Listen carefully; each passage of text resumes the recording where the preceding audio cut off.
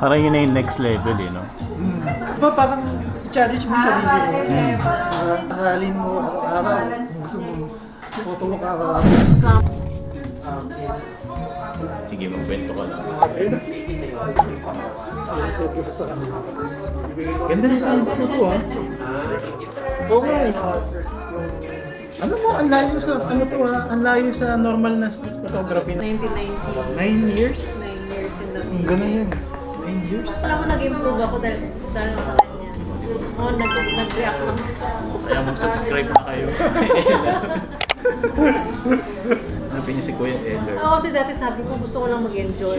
Kaso nung na-critic niya ako, basta enjoy ko. Tapos na-appreciate yung Kasi nagkakaroon ng worth yung ginagawa. Oo, kasi sabi ko gusto ko lang mag-photo ko kaya wala akong sasabihin. Alam mo yung tanong, parang feeling ko yung mga larawan na may kwento, parang mas nagiging klase. Pag nagkamali. Parang hindi siya nakakasawa.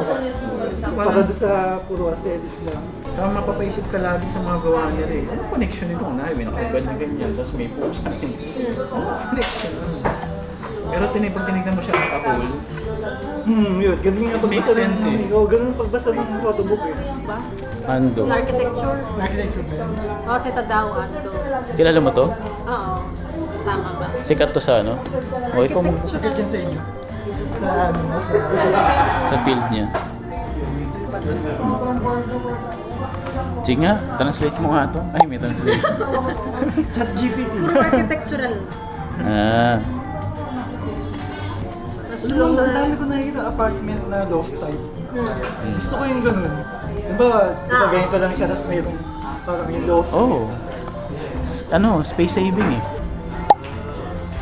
Dino Jill Saldaga. Ang ganda mo, bago. Pinoy. Yan. Ganda, nakalaan space siya. Ayan. Sa bahay may E3. Sabi ni Kyle, dapat malinis yung background. Ako yun din ang ano. Maganda. Pero idol kasi si Kyle sa ganun yung malinis. Oh, clean nga daw siya. Sobrang linis ang mga kuha niya. oh. Parang painting nga Parang painting nga eh. Painting ang dating sa akin eh. Pero at the same time, gusto ko din yung yung road, very raw na ano. Yeah. Yung Gusto ko moment. din yung moment. Doon ako Parang, ma- alam mo yung, ano, i-feel mo yung frame. Hmm. I-feel mo siya. Gusto ko din yung ganun eh. Maganda yung ganun ni Kuya Wado sa ni Austin eh. Ayun nga yung pag-curate niya. Correct. Ang gawin mo, kasi di ba sa Instagram, hanggang 10 photos lang. Oo. Nilimit mo yung sarili mo sa kulang. Mas maganda yun. So pag natutunan mo yun, pag nag-shoot ka, pag nag-photo walk ka, magiging ano ka na rin, magiging OC ka na rin, hindi kayo pitik ng pitik. Oo. Mabawasan yung mga shots mo, tapos pipiliin mo na kung ano yung okay. Tapos, pag-uwi mo sa bahay, nag-curate ka, madali ka nang makakapili. Diba? Madali mo siya ma-edit. Yun yung pinapractice ko. Kaya nga, yung mga nakakang weeks, sa wawa lang ako lagi. Nag-shoot ako mga 2 hours na. Nililimit yung sarili ko. Half day ka lang mag-shoot, tapos ano, maraming okay sa mga sa family yung shoot kaya shoot. Parang daming basura. Oo nga. Tuto na ako sa ganun. Parang yun na yung next level eh, no? Diba parang i-challenge mo yung sarili mo. Mas challenge yun eh. Aralin mo araw-araw. Kung gusto mo photo mo araw-araw. Diba? Summer Gawin mo kasi yun. ngayon kaya tinamad ako eh. Kahit ako tinamad dito ng March. Kaya parang napurol yung utak, kaya kailangan talaga continuous ka talaga.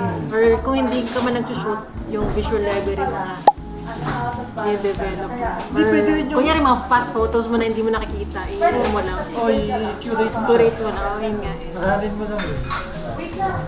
Tapos yung post-process. Kasi yung parang yung matutunan mo sa bahay. Hindi mo naman kailangan lagi mag-photo. Sa bagay yun. Yung quality rin kasi. Ako kasi for camaraderie. Ilan naman ako kasi po.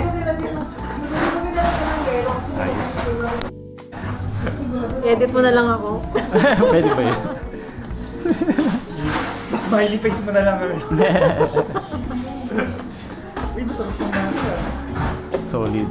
Thank you, Ugi. Ugi Order. ba o Yugi? Yugi daw. Yugi. Ah, Yugi. Yu-Gi-Oh? Paano daw pronounce? Yugi, di ba? Yugi. Bye-bye. Ciao. Ciao.